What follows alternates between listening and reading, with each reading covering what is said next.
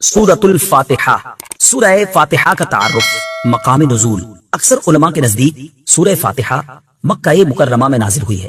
امام مجاہد رحمۃ اللہ تعالی علیہ فرماتے ہیں سورہ فاتحہ مدینہ منورہ میں نازل ہوئی ہے، اور ایک قول یہ ہے کہ سورہ فاتحہ 2 مرتبہ نازل ہوئی، ایک مرتبہ مکہ مکرمہ میں اور دوسری مرتبہ مدینہ منورہ میں نازل ہوئی ہے۔ آیات، کلمات اور حروف کی تعداد، اس صورت میں ایک رکوع، 7 آیتیں، 27 کلمے اور 140 حروف ہیں۔ سورہ فاتحہ کے اسماء اور ان کی وجہ تسمیہ، اس سورت کے متعدد نام ہیں اور ناموں کا زیادہ ہونا اس کی فضیلت اور شرف کی دلیل ہے۔ اس کے مشہور 15 نام یہ ہیں۔ نمبر 1، سورہ فاتحہ۔ سورہ فاتحہ سے قرآن پاک کی تلاوت شروع کی جاتی ہے اور اسی سورت سے قرآن پاک لکھنے کی ابتدا کی جاتی ہے، اس لیے اسے فاتحۃ الکتاب یعنی کتاب کی ابتدا کرنے والی کہتے ہیں۔ نمبر 2، اس سورت کی ابتدا الحمدللہ سے ہوئی، اس مناسبت سے اسے سورۃ الحمد یعنی وہ سورت جس میں اللہ تعالیٰ کی حمد بیان کی گئی ہے کہتے ہیں۔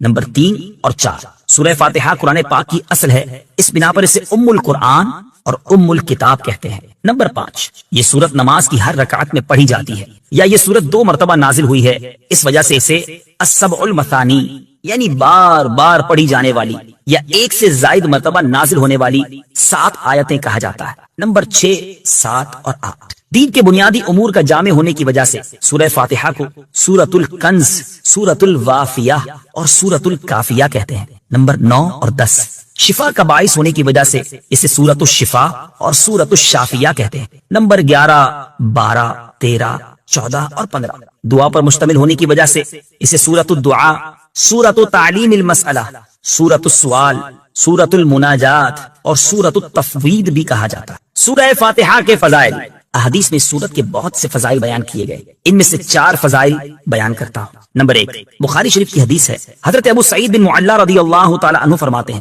میں نماز پڑھ رہا تھا تو مجھے نبی کریم صلی اللہ تعالی علیہ وسلم نے بلایا، لیکن میں نے جواب نہ دیا۔ جب نماز سے فارغ ہو کر بارگاہ رسالت صلی اللہ تعالی علیہ وسلم میں حاضر ہوا، میں نے عرض کی، یا رسول اللہ صلی اللہ تعالی علیہ وسلم، میں نماز پڑھ رہا تھا۔ تاجدار رسالت صلی اللہ تعالی علیہ وسلم نے ارشاد فرمایا، کیا اللہ تعالیٰ نے یہ نہیں فرمایا، استجیبوا للہ وللرسول اذا دعاکم، اللہ اور اس کے رسول کی بارگاہ میں حاضر ہو جاؤ جب وہ تمہیں بلائیں۔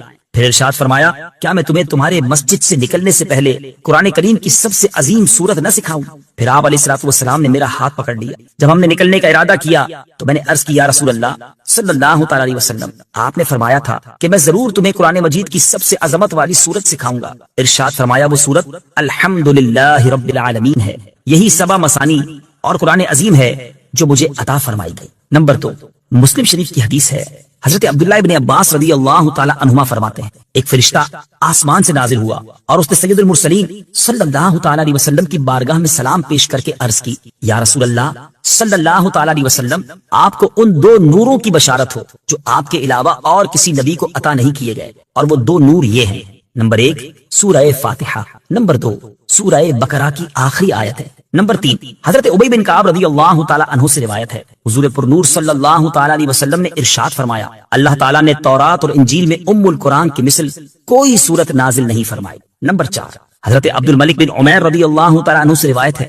نبی کریم صلی اللہ تعالی علیہ وسلم نے ارشاد فرمایا، سورہ فاتحہ ہر مرض کے لیے شفا ہے۔ سورہ فاتحہ کے مضامین، اس سورت میں یہ مضامین بیان کیے گئے ہیں۔ نمبر 1، اس سورت میں اللہ تعالیٰ کی حمد و ثنا کا بیان ہے۔ نمبر 2، اللہ تعالیٰ کے رب ہونے، اس کے رحمان اور رحیم ہونے، نیز مخلوق کے مرنے کے بعد دوبارہ زندہ کیے جانے اور قیامت کے دن ان کے اعمال کی جزا ملنے کا ذکر ہے۔ نمبر 3، صرف اللہ تعالیٰ کی عبادت کا مستحق ہونے اور اس کے حقیقی مددگار ہونے کا تذکرہ ہے۔ نمبر 4، دعا کے آداب کا بیان اور اللہ تعالیٰ سے دین حق اور صراط مستقیم کی طرف ہدایت ملنے، نیک لوگوں کے حال سے موافقت اور گمراہوں سے اجتناب کی دعا مانگنے کی تعلیم ہے۔ یہ چند وہ چیزیں بیان کی گئی ہیں جن کا سورہ فاتحہ میں تفصیلی ذکر ہے، البتہ اجمالی طور پر اس سورت میں بے شمار چیزوں کا بیان ہے۔ امیر المومنین حضرت علی المرتضیٰ کرم اللہ تعالی وجہہ الکریم فرماتے ہیں، اگر میں چاہوں تو سورہ فاتحہ کی تفسیر سے 70 اونٹ بھروا دوں۔ اعلیٰ حضرت امام احمد رضا خان علیہ رحمت الرحمان حضرت علی المرتضیٰ کرم اللہ تعالی وجہ الکریم کا یہ قول نقل کرنے کے بعد فرماتے ہیں، ایک اونٹ کئے یعنی کتنے ہی من کا بوجھ اٹھاتا ہے، اور ہر من میں کئے یعنی کتنے ہزار اجزاء ہوتے ہیں، ان کا حساب لگایا جائے تو یہ حساب سے تقریباً 25 لاکھ جز بنتے ہیں۔ یہ فقط سورہ فاتحہ کی تفسیر ہے۔ سورہ فاتحہ سے متعلق شرعی مسائل۔ نمبر 1، نماز میں سورہ فاتحہ پڑھنا واجب ہے۔ امام اور تنہا نماز پڑھنے والا اپنی زبان سے سورہ فاتحہ پڑھے گا، جبکہ مقتدی امام کے پیچھے خاموش رہے گا، اور جہری نماز میں اس کی قراءت بھی سنے گا، اور اس کا یہی عمل پڑھنے کے حکم میں ہے۔ اللہ تعالیٰ نے قرآن پاک میں تلاوت کے وقت مقتدی کو خاموش رہنے اور قراءت سننے کا حکم دیتے ہوئے ارشاد فرمایا، وَإِذَا قُرِئَ الْقُرْآنُ فَاسْتَمِعُوا لَهُ وَأَنصِتُوا لَعَلَّكُمْ تُرْحَمُونَ۔ ترجمہ، اور جب قرآن پڑھا جائے تو اسے غور سے سنو اور خاموش رہو تاکہ تم پر رحم کیا جائے۔ اور حضرت ابو موسیٰ اشعری رضی اللہ تعالیٰ عنہ سے روایت ہے، حضور اقدس صلی اللہ تعالیٰ علیہ وسلم نے ارشاد فرمایا، جب امام قراءت کرے تو تم خاموش رہو۔ ابن ماجہ کی ایک اور حدیث ہے، حضرت جابر بن عبداللہ رضی اللہ تعالیٰ عنہ سے روایت ہے، نبی کریم صلی اللہ تعالیٰ علیہ وسلم نے ارشاد فرمایا، جس شخص کا کوئی امام ہو تو امام کا پڑھنا ہی مقتدی کا پڑھنا ہے۔ ان کے علاوہ اور بہت سی احادیث میں امام کے پیچھے مقتدی کے خاموش رہنے کے بارے میں بیان کیا گیا ہے۔ امام اعظم کا مناظرہ۔ امام فخر الدین رازی رحمۃ اللہ تعالی علیہ فرماتے ہیں، مدینہ منورہ کے چند علماء امام ابو حنیفہ رضی اللہ تعالیٰ عنہ کے پاس اس غرض سے آئے کہ وہ امام کے پیچھے مقتدی کی قراءت کرنے کے معاملے میں ان سے مناظرہ کریں۔ امام ابو حنیفہ رضی اللہ تعالیٰ عنہ نے ان سے فرمایا، سب سے مناظرہ کرنا میرے لیے ممکن نہیں، آپ ایسا کریں کہ مناظرے کا معاملہ اس کے سپرد کر دیں جو آپ سب سے زیادہ علم والا ہے، تاکہ میں اس کے ساتھ مناظرہ کروں۔ انہوں نے ایک عالم کی طرف اشارہ کیا تو امام ابو حنیفہ رضی اللہ تعالیٰ عنہ نے فرمایا، کیا یہ تم سب سے زیادہ علم والا ہے؟ انہوں نے جواب دیا، ہاں۔ امام ابو حنیفہ رضی اللہ تعالیٰ عنہ نے فرمایا، کیا میرا اس کے ساتھ مناظرہ کرنا تم سب کے ساتھ مناظرہ کرنے کی طرح ہے؟ انہوں نے کہا، ہاں۔ امام ابو حنیفہ رضی اللہ تعالیٰ عنہ نے فرمایا، اس کے خلاف جو دلیل قائم ہوگی وہ گویا کہ تمہارے خلاف قائم ہوگی؟ انہوں نے جواب دیا، ہاں۔ امام ابو حنیفہ رضی اللہ تعالیٰ عنہ نے فرمایا، اگر میں اس کے ساتھ مناظرہ کروں اور دلیل میں اس پر غالب آ جاؤں تو وہ دلیل تم پر بھی لازم ہوگی؟ انہوں نے کہا، ہاں۔ امام ابو حنیفہ رضی اللہ تعالیٰ عنہ نے دریافت کیا، وہ دلیل تم پر کیسے لازم ہوگی؟ انہوں نے جواب دیا، اس لیے کہ ہم اسے اپنا امام بنانے پر راضی ہیں تو اس کی بات ہماری بات ہوگی۔ امام ابو حنیفہ رضی اللہ تعالیٰ عنہ نے فرمایا، ہم بھی تو یہی کہتے ہیں کہ جب ہم نے ایک شخص کو نماز میں اپنا امام مان لیا تو اس کا قراءت کرنا ہمارا قراءت کرنا ہے اور وہ ہماری طرف سے نائب ہے۔ امام ابو حنیفہ رضی اللہ تعالی عنہ کی یہ بات سن کر سب نے اقرار کر لیا کہ امام کے پیچھے مقتدی قراءت نہیں کرے گا۔ نمبر 2، نماز جنازہ میں خاص دعا یاد نہ ہو تو دعا کی نیت سے سورہ فاتحہ پڑھنا جائز ہے، جبکہ قراءت کی نیت سے پڑھنا جائز نہیں۔ بسم اللہ الرحمن الرحیم۔ ترجمہ، اللہ کے نام سے شروع جو نہایت مہربان رحمت والا ہے۔ بسم اللہ، اللہ کے نام سے شروع۔ تفسیر صراط الجنان میں اس کی تفسیر کچھ اس طرح ہے۔ علامہ احمد صابی رحمت اللہ تعالی علیہ فرماتے ہیں، قرآن مجید کی ابتدا بسم اللہ سے اس لیے کی گئی تاکہ اللہ تعالیٰ کے بندے اس کی پیروی کرتے ہوئے ہر اچھے کام کی ابتدا بسم اللہ سے کریں، اور حدیث پاک میں بھی اچھے اور اہم کام کی ابتدا بسم اللہ سے کرنے کی ترغیب دی گئی ہے۔ چنانچہ حضرت ابو ہریرہ رضی اللہ تعالی عنہ سے روایت ہے، حضور پر نور صلی اللہ تعالی علیہ وسلم نے ارشاد فرمایا، جس اہم کام کی ابتدا بسم اللہ الرحمن الرحیم سے نہ کی گئی تو وہ ادھورا رہ جاتا ہے۔ لہٰذا تمام مسلمانوں کو چاہیے کہ وہ ہر نیک اور جائز کام کی ابتدا بسم اللہ الرحمن الرحیم سے کریں، اس کی بہت برکت ہے۔ الرحمن الرحیم، جو بہت مہربان رحمت والا ہے۔ امام فخر الدین رازی رحمت اللہ تعالی علیہ فرماتے ہیں، اللہ تعالیٰ نے اپنی ذات کو رحمان اور رحیم فرمایا تو یہ اس کی شان سے بعید ہے کہ وہ رحم نہ فرمائے۔ مروی ہے کہ ایک سائل نے بلند دروازے کے پاس کھڑے ہو کر کچھ مانگا تو اسے تھوڑا سا دے دیا گیا۔ دوسرے دن وہ ایک کلاڑا لے کر آیا اور دروازے کو توڑنا شروع کر دیا۔ اس سے کہا گیا کہ تو ایسا کیوں کر رہا ہے؟ اس نے جواب دیا، تو دروازے کو اپنی عطا کے لائق کر یا اپنی عطا کو دروازے کے لائق بنا۔ اے ہمارے اللہ عز و جل، رحمت کے سمندروں کو تیری رحمت سے وہ نسبت ہے جو ایک چھوٹے سے ذرے کو تیرے عرش سے نسبت ہے، اور تو نے اپنی کتاب کی ابتدا میں اپنے بندوں پر اپنی رحمت کی صفت بیان کی، اس لیے ہمیں اپنی رحمت اور فضل سے محروم نہ رکھنا۔ بسم اللہ سے متعلق چند شرعی مسائل۔ علماء کرام نے بسم اللہ سے متعلق بہت سے شرعی مسائل بیان کیے ہیں، ان میں سے چند بیان کرتا ہوں۔ نمبر 1، جو بسم اللہ ہر سورت کے شروع میں لکھی ہوئی ہے یہ پوری آیت ہے، اور جو سورہ نمل کی آیت نمبر 30 میں ہے وہ اس آیت کا ایک حصہ ہے۔ نمبر 2، بسم اللہ ہر سورت کے شروع کی آیت نہیں ہے بلکہ پورے قرآن کی ایک آیت ہے جسے ہر سورت کے شروع میں لکھ دیا گیا تاکہ دو سورتوں کے درمیان فاصلہ ہو جائے، اسی لیے سورت کے اوپر امتیازی شان میں بسم اللہ لکھی جاتی ہے، آیات کی طرح ملا کر نہیں لکھتے، اور امام جہری نمازوں میں بسم اللہ آواز سے نہیں پڑھتا۔ نیز حضرت جبریل علیہ الصلوۃ والسلام جو پہلی وحی لائے اس میں بسم اللہ نہ تھی۔ نمبر 3، تراویح پڑھانے والے کو چاہیے کہ وہ کسی ایک سورت کے شروع میں بسم اللہ آواز سے پڑھے تاکہ ایک آیت رہ نہ جائے۔ نمبر 4، تلاوت شروع کرنے سے پہلے اعوذ باللہ من الشیطان الرجیم پڑھنا سنت ہے، لیکن اگر شاگرد استاد سے قرآن مجید پڑھ رہا ہو تو اس کے لیے سنت نہیں۔ نمبر 5، سورت کی ابتدا میں بسم اللہ پڑھنا سنت ہے ورنہ مستحب ہے۔ نمبر 6، اگر سورہ توبہ سے تلاوت شروع کی جائے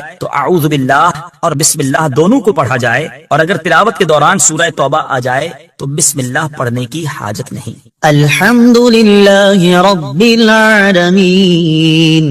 ترجمہ، سب تعریفیں اللہ کے لیے ہیں جو تمام جہان والوں کا پالنے والا ہے۔ الحمدللہ، سب تعریفیں اللہ کے لیے ہیں۔ تفسیر صراط الجنان میں اس کی تفسیر کچھ اس طرح ہے، یعنی ہر طرح کی حمد اور تعریف کا مستحق اللہ تعالیٰ ہے، کیونکہ اللہ تعالیٰ کمال کی تمام صفات کا جامع ہے۔ حمد اور شکر کی تعریف۔ حمد کا معنی ہے کسی کی اختیاری خوبیوں کی بنا پر اس کی تعریف کرنا، اور شکر کی تعریف یہ ہے کہ کسی کے احسان کے مقابلے میں زبان، دل یا اعضاء سے اس کی تعظیم کرنا۔ اور ہم چونکہ اللہ عز و جل کی حمد عام طور پر اس کے احسانات کے پیش نظر کرتے ہیں، اس لیے ہماری یہ حمد شکر بھی ہوتی ہے۔ اللہ تعالیٰ کی حمد و ثنا کرنے کے فضائل۔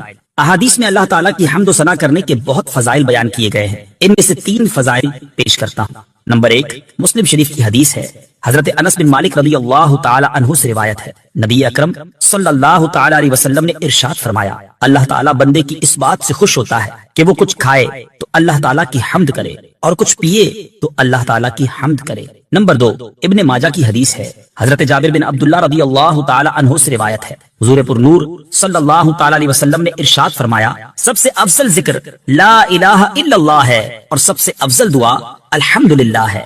نمبر 3، ابن ماجہ ہی کی حدیث ہے، حضرت انس بن مالک رضی اللہ تعالی عنہ سے روایت ہے، حضور اقدس صلی اللہ تعالی علیہ وسلم نے ارشاد فرمایا، جب اللہ تعالیٰ اپنے بندے پر کوئی نعمت نازل فرماتا ہے اور وہ نعمت ملنے پر الحمدللہ کہتا ہے تو یہ حمد اللہ تعالیٰ کے نزدیک اس دی گئی نعمت سے زیادہ افضل ہے۔ حمد سے متعلق شرعی حکم۔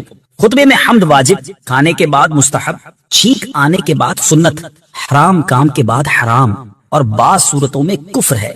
للہ، اللہ کے لیے۔ اللہ اس ذات اعلیٰ کا عظمت والا نام ہے جو تمام کمال والی صفتوں کی جامع ہے، اور بعض مفسرین نے اس لفظ کے معنی بھی بیان کیے، جیسے اس کا ایک معنی ہے عبادت کا مستحق، دوسرا معنی ہے وہ ذات جس کی معرفت میں عقل حیران ہے، تیسرا معنی ہے وہ ذات جس کی بارگاہ میں سکون حاصل ہوتا ہے، اور چوتھا معنی ہے وہ ذات کہ مصیبت کے وقت جس کی پناہ تلاش کی جائے۔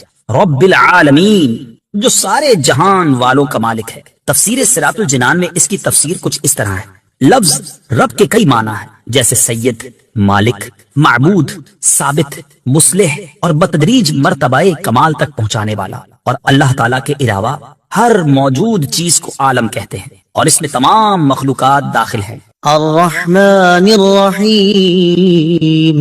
ترجمہ، بہت مہربان، رحمت والا۔ الرحمن، بہت مہربان۔ تفسیر صراط الجنان میں اس کی تفسیر کچھ اس طرح ہے، رحمان اور رحیم اللہ تعالیٰ کے 2 صفاتی نام ہیں۔ رحمان کا معنی ہے نعمتیں عطا کرنے والی وہ ذات جو بہت زیادہ رحمت فرمائے، اور رحیم کا معنی ہے بہت رحمت فرمانے والا۔ یاد رہے کہ حقیقی طور پر نعمت عطا فرمانے والی ذات اللہ تعالیٰ کی ہے، کہ وہی تنہا ذات ہے جو اپنی رحمت کا بدلہ طلب نہیں فرماتی۔ ہر چھوٹی بڑی، ظاہری، باطنی، جسمانی، روحانی، دنیاوی اور اخروی نعمت اللہ تعالیٰ ہی عطا فرماتا ہے، اور دنیا میں جس شخص تک جو نعمت پہنچتی ہے وہ اللہ تعالیٰ کی رحمت ہی سے ہے، کیونکہ کسی کے دل میں رحم کا جذبہ پیدا کرنا، رحم کرنے پر قدرت دینا، نعمت کو وجود میں لانا، دوسرے کا اس نعمت سے فائدہ اٹھانا، اور فائدہ اٹھانے کے لیے اعضاء کی سلامتی عطا کرنا، یہ سب اللہ تعالیٰ کی طرف سے ہی ہے۔ اللہ تعالیٰ کی وسیع رحمت دیکھ کر گناہوں پر بے باک نہیں ہونا چاہیے۔ ابو عبداللہ محمد بن احمد قرطبی رحمت اللہ تعالی علیہ فرماتے ہیں، اللہ تعالیٰ نے رب العالمین کے بعد اپنے 2 اوصاف رحمان اور رحیم بیان فرمائے۔ اس کی وجہ یہ ہے کہ جب اللہ تعالیٰ نے فرمایا کہ وہ رب العالمین ہے تو اس سے سننے